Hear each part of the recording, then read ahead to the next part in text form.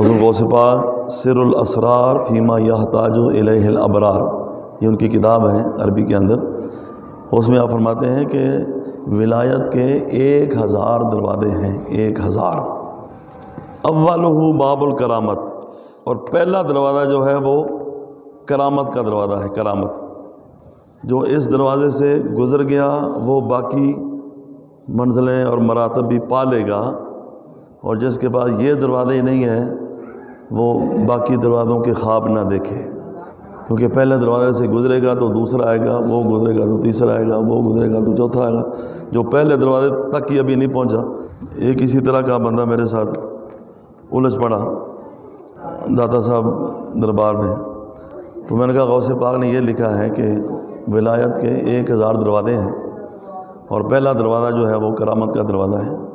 تو کہتا ہے کہ میرے پاس ساری ولایت موجود ہے اور میں سب سے مجھے مرتبے پر ہوں، تو پہلا دروازہ جو ہے اس کے بارے میں مجھے اپنی کوئی کرامت دکھا دے. شریعت پر عمل تو وہ تھا نہیں کہ یہ کہتا کہ الاستقامت و فوق الکرامت ہے، کہ استقامت کرامت سے اوپر ہوتی ہے، وہ تو اس کے بعد تھی نہیں.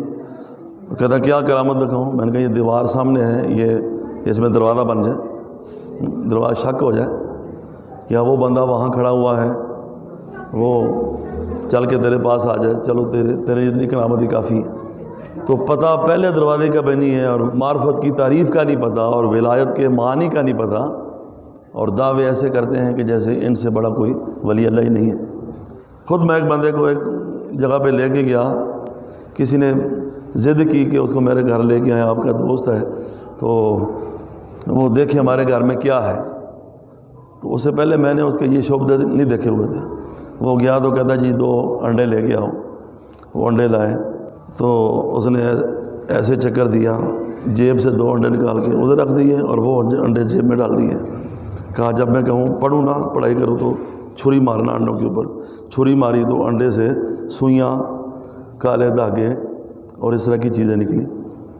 اچھا وہ میں نے کتاب میں پڑھا ہوا تھا کہ کوئی کیمیکل ایسا ہوتا ہے کہ انڈا اس میں رکھو نا تو وہ بالکل ملائم ہو جاتا ہے، پھر اس میں سوئی ڈال لو، دھاگا ڈالو، کوئی چیز ڈالو اور پھر اس کو باہر نکالو تو اسی طرح اس کی جو چھلکا ہوتا ہے وہ سخت ہو جاتا ہے. تو یہ شعبدہ بازیاں ہوتی ہیں. عام بندہ جو ہے نا ان چیزوں کو دیکھ کر متاثر ہو جاتا ہے. دیکھو جی میں بازار سے انڈا لایا، دکان سے لایا، میرے سامنے انہوں نے انڈے سے سوئیاں نکالی، پھر کہہ دیا جی جادو ہے جی. پھر اس کا توڑ کرتے کرتے ساری زندگی گزر جاتی ہے. اب کالا بکرا لے کے آؤ، اب زعفران لے کے آؤ، اب عطر لے کے آنا ہے بنگلہ دیش سے. میں کہاں سے لاؤں جی؟ 15,000 روپیہ دو، میں خود منگوا لیتا ہوں. وہ لے کے آتے ہیں. مولانا روم کہتے ہیں کہ بڑے بڑے لوگ ولیوں کے لباس کے اندر شیطان پھر رہے ہیں. ذیابن فی ثیابن، بھیڑیے ہیں جو انسانی لباس کے اندر پھرتے ہیں.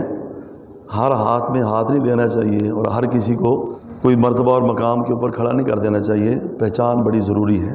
اگر دنیا میں رہنا ہے تو کچھ پہچان پیدا کر.